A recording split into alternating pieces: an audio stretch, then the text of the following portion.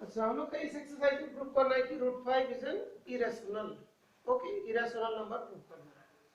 तो हम लोग जैसे 9th क्लास में जानते थे √5 क्या होता था, √5 का वैल्यू होता था 2.236।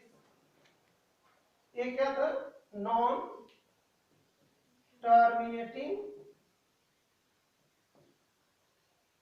Non repeating, therefore it is irrational। ये कब पढ़ते थे, 9th क्लास में। समझ में इस बात पूरे 9th क्लास पढ़ा नहीं, फर्स्ट चैप्टर में था कि जो number non terminating non repeating होते हैं उसको इरेशनल नंबर कहते हैं। दो टाइप का रियल नंबर है, एक रैशनल एक इरेशनल। ठीक है बेटा, तो √5 क्या है, इरेशनल नंबर है because a non terminating non repeating. तो ये वाला 9th क्लास में हम लोग करते हैं। जैसे देखो 1/3 उसको कैसे लिखते थे, 0.3333। ये वाला क्या था, रिपीटिंग नंबर, बस रिपीट हो रहा है।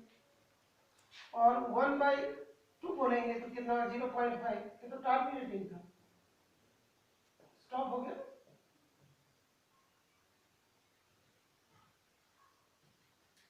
खत्म हो गया। जो रिपीटिंग होता था नहीं तो टर्मिनेटिंग होता था उसको हम लोग क्या कहते थे, जो रैशनल नंबर।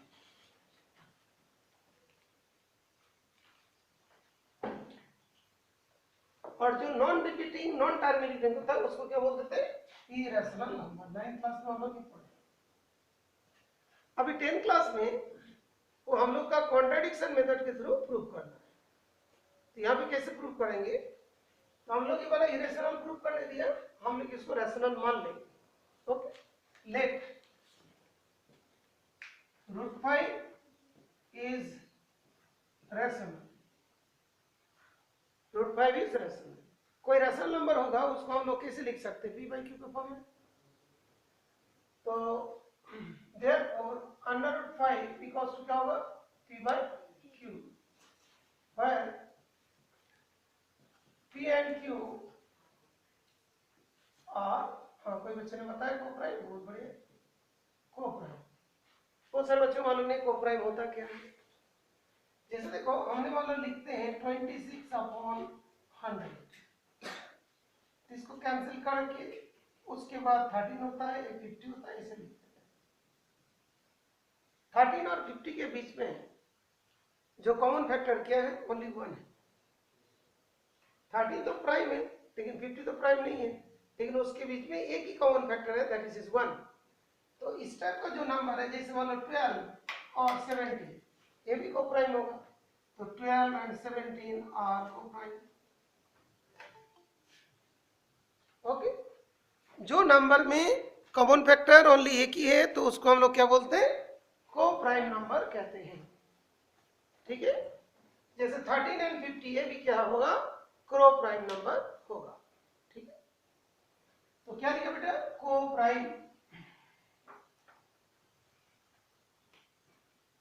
इधर लीजिएगा, तो √5 इक्वल्स टू p/q है, p and q है को प्राइम। ठीक है, इसको स्क्वायरिंग बोथ साइड, दोनों साइड्स को स्क्वायर किया, तो √5 का स्क्वायर इक्वल्स टू p/q का होल स्क्वायर, तो p/p²/q²। तुरंत इस जगह बच्चे को डाउट होती है, सर आपने स्क्वायर क्यों किया, डाउट हो रहा ना कि सर ने स्क्वायर क्यों किया। ठीक है, तो प्रोसेस को एक बार बताता हूँ। तो इस जगह पे हम लोग लेंगे कि √2 इज रैशनल, लेकिन रैशनल प्रूफ करने के लिए क्या होना चाहिए, p/q को प्राइम होना चाहिए। आई वन ने इसे प्रूफ कर दिया बाद में, p और q के बीच में कोई कॉमन फैक्टर है अदर देन 1, तो p एंड q क्या होगा, को प्राइम नहीं होगा। p एंड q को प्राइम नहीं होगा तो क्या रैशनल नंबर नहीं होगा, रैशनल नहीं होगा तो कौन सा होगा, इरेशनल नंबर होगा। ये मेन थी। तो पूरा प्रोसेस को देखो, तो ये क्या होगा, रूट हट गया, तो क्या आएगा, p² इक्वल्स टू 5q का स्क्वायर, तो p² इक्वल टू 5q का स्क्वायर। तो अभी देखो कोई नंबर है, सपोज हमने बोलते हैं कि 7 का स्क्वायर इक्वल्स टू क्या है 49। 49 का फैक्टर क्या होता है 7 होता है। 7 का फैक्टर भी 7 है। 49 का फैक्टर भी 7 है और 7 का फैक्टर भी 7 है। ओके, तो इसमें हमने लिखा p square equal to 5 into q का स्क्वायर ना बेटा, यहाँ लिखवाया। तो 5 is a factor of p square. ये 7 का स्क्वायर 49 है, तो p स्क्वायर का 5 फैक्टर है, therefore 5 is a factor of p। तो p का फैक्टर एक क्या हुआ 5 हुआ। q का भी फैक्टर 5 होता है, तो उस केस में क्या होगा कि 1 छोड़ के अनदर फैक्टर 5 आ रहा है, दैट मीन्स ए रैशनल नहीं होगा, ये क्या होगा इरैशनल नंबर होगा। तो इस द फर्स्ट है, ठीक है बेटा। तो थोड़ा सा और समझा देते, उसके बाद फिर शुरू करते इसके बाद। ओके,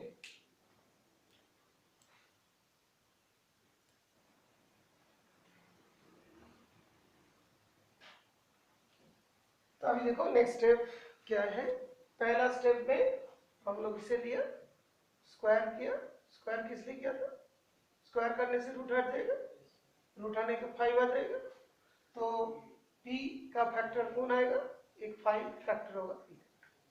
इसके बाद नेक्स्ट टारगेट क्या होगा, जो q का भी फैक्टर 5 दिखा है। तो 5 is a factor of p। जैसे मान लो कि 5 जो फैक्टर है, मान लो 35 का ही फैक्टर है, तो 35 इक्वल टू क्या लिखते हैं 5 इंटू 7। 5 45 का भी तो फैक्टर है, तो 5 इंटू 9। तो इसको हम लोग लिख सकते हैं जो 5 का फैक्टर होगा वो नंबर कैसे लिख देंगे 5 इंटू के, कैसे लिख दिया, नहीं तो 5 इंटू एम लिख दो 5। तो 5 is a factor of p, तो p इक्वल टू क्या होगा 5m।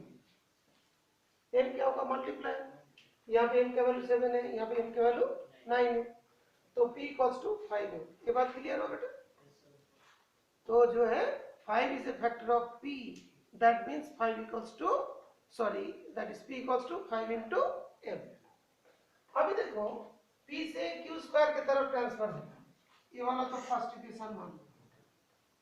अभी p स्क्वायर की वैल्यू फाइंड करना है, तभी जाके q का इक्वेशन बनेगा। तो इसको p स्क्वायर इक्वल टू क्या होगा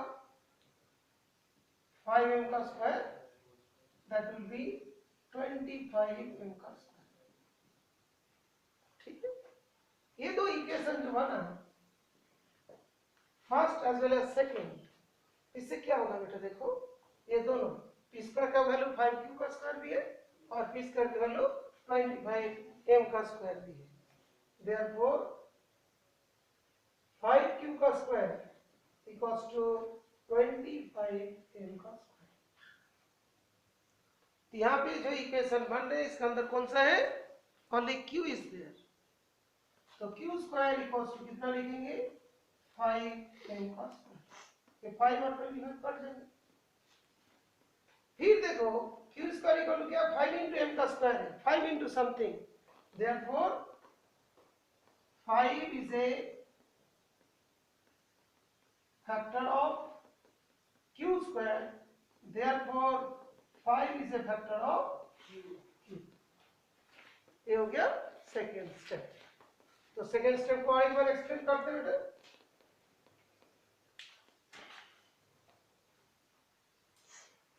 तो बेटा ये वाला दोबारा एक्सप्लेन कर दिया तुम लोग को। तो अभी क्या होता है कि देखो पहला step, step 1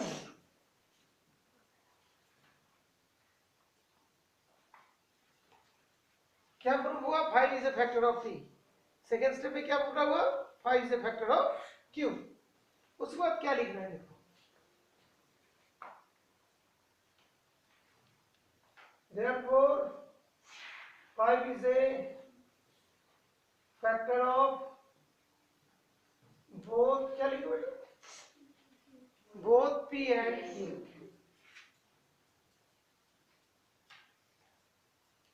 p and q दोनों का factor, therefore p and Q are not co-prime. P and Q are not co-prime. हमने पहले क्या बना था? Co-prime बना था, लेकिन अभी co-prime नहीं हुआ. Therefore our क्या लिखेंगे? Supposition is wrong. हम लोग जो लेट किया था ना, जो सपोज किया था वो रॉन्ग हो गया. Therefore root 5 is not rational. Therefore root 5 is irrational. Okay, ये तीनों स्टेप आई थिंक क्लियर हुआ. तो देख लेते हैं एक बार ऑनलाइन में स्टेप क्लियर हुआ कि नहीं. पेटे वाला स्टेप क्लियर हुआ कि नहीं. Is it clear? Aryan clear हुआ, मोहित, तरुण, सिमी क्लियर हुआ, सन भी क्लियर है. बेटा एक बार देखना, स्नेहा, पॉल और एक अंशिका, ये दोनों के पास किसी के नंबर है तो उन लोग को भी इन्फॉर्म कर देना. अब बेटा proof that root 5 is irrational, इसको प्रूफ करने के लिए क्या तरीका अप्लाई करना है, उसको रैशनल मान लेंगे. Let root 5 is rational. Okay, तो therefore root 5 equals to p by q, where p and q are co-prime, q not equals to 0. Squaring both side, square करने से रूट हट जाएंगे और 5 हो जाएंगे p square upon q square, p square equal to 5q का square. याद है इसको क्या लिखना पड़ते हैं? p square equal to 5 into q का स्क्वायर. तो 5 is a factor of p square, 5 is a factor of p. अभी जब 5 is a factor of p, तो p equal to 5 into something. 5 is a factor of 35, तो 35 equal to 5 into 7. तो यहाँ पे क्या लिखा? 5 into m. m कोई भी रियल नंबर हो, तो इंटीजर हो. तो p square equal to 25 m का स्क्वायर. तब इस p स्क्वायर के जगह पे 5q स्क्वायर पुट करो. तो q square equal to 5m का स्क्वायर. तो 5 is a factor of q square हो गया, 5 is a factor of q भी हुआ. तो यहाँ पे क्या था? 5 is a factor of p in the first part. Second part में क्या हुआ? 5 is a factor of q. Third part में क्या हुआ?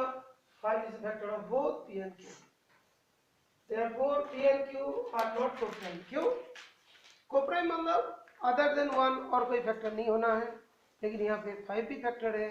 Therefore they are co-prime. तो इसके मतलब यहाँ पे co-prime माना, लेकिन यहाँ पे तो co-prime प्रूव नहीं कर पाए. तो हम लोग जो सपोज किया था वो रॉन्ग है. Therefore root 5 is not rational. Therefore root 5 is irrational. ये बात क्लियर? ओके, ठीक है. तो कॉपी में करो, फिर मैं चेक कर लेता हूँ.